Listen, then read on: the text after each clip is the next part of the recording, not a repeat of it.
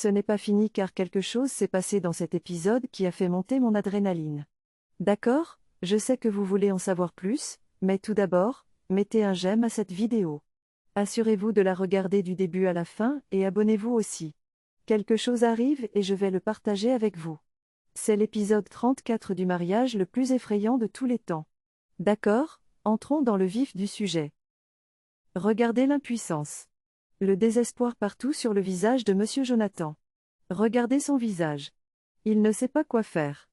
Il est totalement confus. Puis il lève les yeux parce que sa fille descend l'escalier et lui dit « Que fais-tu encore debout ? Je pensais que tu serais déjà couché à cette heure-ci. » Il a dit « Papa, il faut qu'on parle. » J'ai dit « D'accord, y a-t-il un problème ? » J'ai dit « Papa, s'il te plaît, dis-moi, allons-nous continuer à être comme ça ? Est-ce ainsi que nous serons à partir de maintenant jusqu'à la fin des temps ? Non, nous devons trouver une solution. Tu m'as dit que tu prendrais soin de moi, mais maintenant tout semble être sens dessus-dessous. Je ne sais pas ce que tu fais à ce sujet. Tu n'arrives même pas à subvenir à tes propres besoins. Que va-t-il se passer ? Tu sais, la fille, je sais de quoi tu parles, mais je fais de mon mieux. J'essaie de trouver un emploi, ma chérie. J'ai dit, écoute, j'ai essayé. Il n'y a pas d'emploi là dehors. J'ai tout fait. Et, les gars, vous n'avez pas, avez-vous écrit 1000 candidatures ? Vous dites qu'il n'y a pas d'emploi ? S'il vous plaît, taisez-vous. Ne soyez pas paresseux. Ne soyez pas paresseux. Levez-vous. Si votre âge n'est pas attrayant, vous devez écrire plus de candidatures. C'est ce que cela signifie. Tu sais, je fais tout et je sais quoi faire, mais je n'ai pas d'emploi, et je n'ai pas d'école. Trouve un emploi. J'ai essayé. Alors écoute, papa, je ne peux pas continuer à retourner vers maman et en plus de cela, elle aurait pu être patiente. Pourquoi n'as-tu pas attendu pour elle ? Pourquoi n'as-tu pas attendu d'avoir un emploi avant de la renvoyer ? Et maintenant j'ai contribué à son départ et tu sais, je ne peux pas continuer à retourner vers elle pour chaque petite chose dont j'ai besoin. Et cela commence vraiment à m'énerver. Je sais, mais que veux-tu que je fasse ? Je n'ai pas encore d'emploi. Je n'ai pas d'argent. Alors papa, écoute, tu sais, écoute, sois patient. Les choses vont s'arranger. Je vais essayer, tu sais, de rattraper tous les mauvais jours. Arrête. Sois juste patient. Alors écoute, il y a une limite à laquelle ma patience peut durer. Il y a une limite à laquelle je veux dire, ça va arriver à un point où je devrais te quitter et aller retrouver maman. Il ne sait pas que tu ne ferais pas ce genre de choses. Oh, ne me pousse pas à bout. Ne me pousse pas à bout, papa. Et alors qu'elle s'apprêtait à remonter à l'étage, les lumières se sont éteintes. Quand les lumières se sont éteintes, elle a dit, « Oh, tu sais, que s'est-il passé ? » Oh, dit-il, « Oh, oui, les crédits se sont épuisés, les unités d'électricité se sont épuisées, tu étais censé recharger, mais tu ne l'as pas fait. Et maintenant nous allons devoir rester dans l'obscurité. Les choses vont commencer à s'effondrer. Les factures vont commencer à s'accumuler et personne ne va les payer. Tu sais, j'ai dit, papa, mais tu aurais dû recharger maintenant. Nous allons rester dans l'obscurité. Il a dit, d'accord, ta mère est celle qui doit payer pour tout cela. C'est elle qui m'a mis dans cette situation quand ils ont ruiné ma vie. Arrête ça. Arrête. Complaisance, abus et accusations envers les autres pour tes propres fautes. Si tu avais un emploi, tu aurais de l'argent, toutes ces choses ne seraient pas arrivées.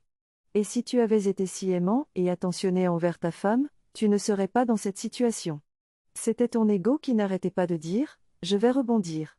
Je vais rebondir. » Mais je suppose, oh mon Dieu, tu vas rebondir et tu vas aussi comprendre ce que cela signifie, tu sais, de prendre soin de la famille.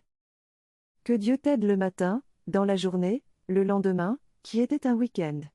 Oui, Benny se reposait juste un peu pendant la journée. Puis tout d'un coup, son père arrive avec un manteau. Que veut-il qu'elle fasse ?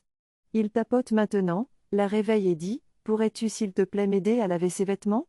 Je veux dire, au moins si nous, s'il vous plaît, » j'ai sonné conscient et elle était comme, « Quoi ? Je devrais faire quoi ? Je devrais laver tes vêtements ?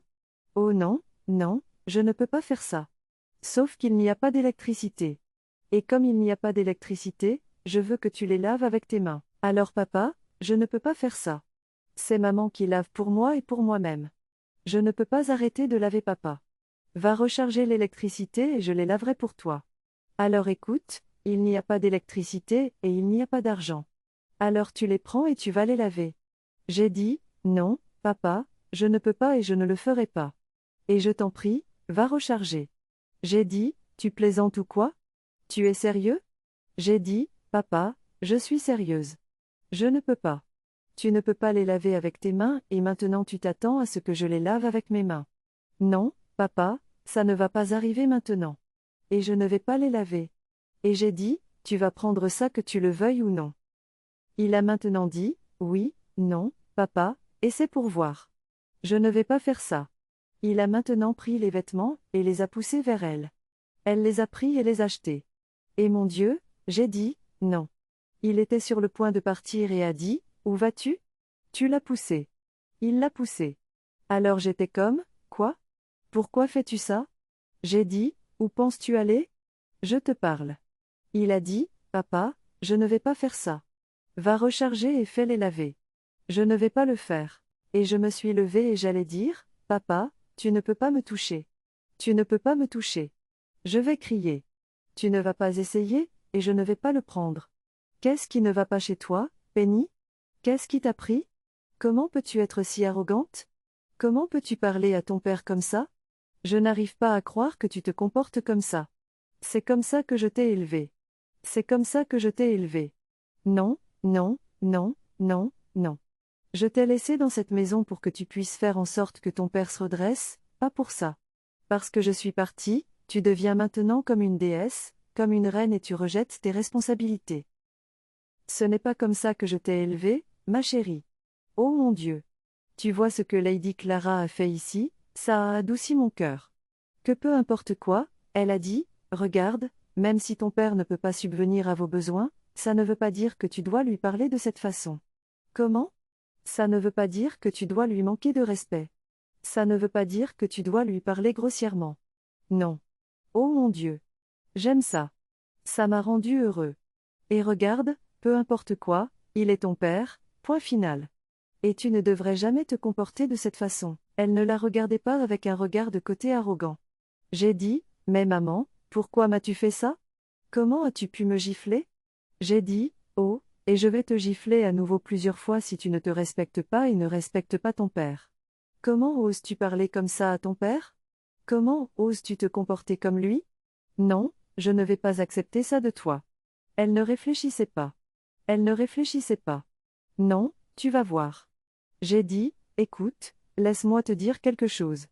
Je ne suis pas prête à devenir un enfant délinquant. Je ne suis pas prête à devenir un enfant si arrogant. J'ai dit, mais maman, j'essayais de te défendre. J'essayais de rester de ton côté. J'étais ce que j'étais dedans. Alors écoute, combien de fois vais-je te le dire? Jamais, jamais ne t'immiscer entre mon mari et moi. Quoi qu'il se passe entre nous, ce ne sont pas tes affaires. Je l'ai dit de nombreuses, nombreuses fois. Reste en dehors de ça. Reste en dehors de ça. Ce ne sont pas tes affaires.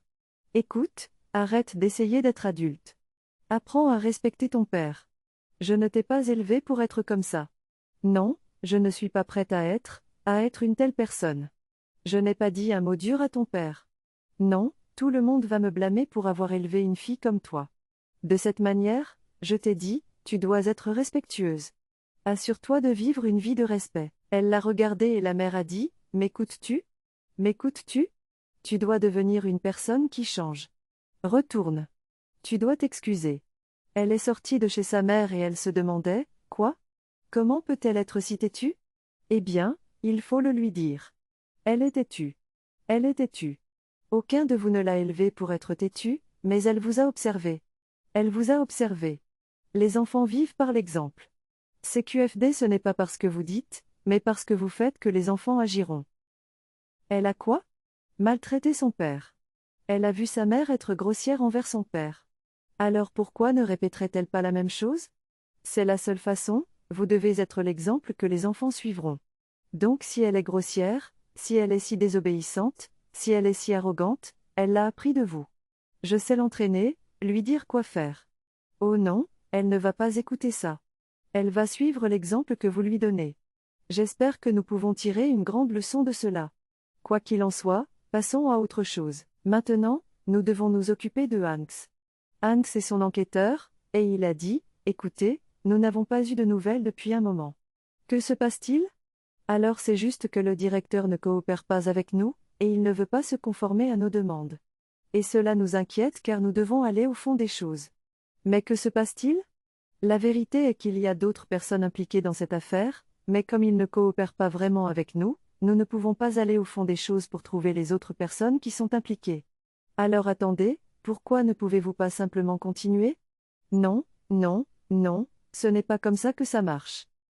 Si vous essayez d'arrêter Debbie, le reste du gang va se cacher. Écoutez, j'ai une forte conviction que le principal, que l'un des complices est ce directeur. Donc ce que nous pouvons faire, c'est essayer de les poursuivre en justice. Ils ont dit, oui, c'est ce que nous allons faire. Nous allons nous assurer d'aller arrêter cet hôtel et d'attraper le directeur. Quand vous attraperez le directeur, ils commenceront à nous donner les informations dont nous avons besoin sur la personne qui gérait la vidéosurveillance ce jour-là en particulier.